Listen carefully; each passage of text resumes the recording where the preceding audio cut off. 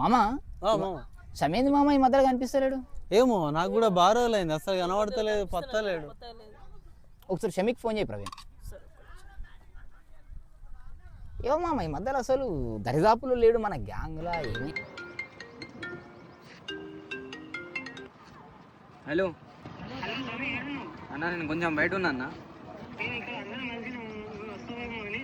ఏ లేదన్నా, నాతోడు కాదు ఇప్పుడు. ఏ ఒట్టిగానన్నా, ఏం పని లేదు, ఎందుకు వెళ్తా. ఏ లేదన్నా, ఇప్పుడు రానన్నా, నాతోడు కాదు. సమీర్ రాను అంటాడు. అసలు ఏమైంది, ఏమైనా కిరికిరి అయిందా? ఏంది మామ ప్రీవియస్ అయిన డేస్ ఏం చేసిండు ఆయన? అదేదో పంచాయతీ ఉన్నది మామ, ఎప్పుడు చూసినా ఒంటరిగా ఫోన్ పట్టుకొని చెట్ల కింద మోరిల పొంటి గేమ్ ఆడుతాడో ఏమో తెలియదు. మొత్తం మీద ఏదో గేమ్ అనుకుంటా, మొత్తం మీద అయితే గదే బిజీ అని జర డౌట్ కొట్టింది. ఏదో కథ వేరే అయినట్టున్నది.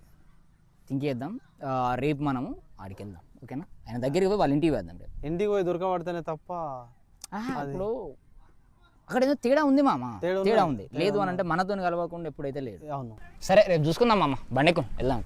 ఒకటే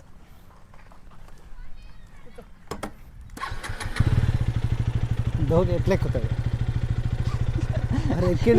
ఎక్కదా బండి? ఎక్కండి.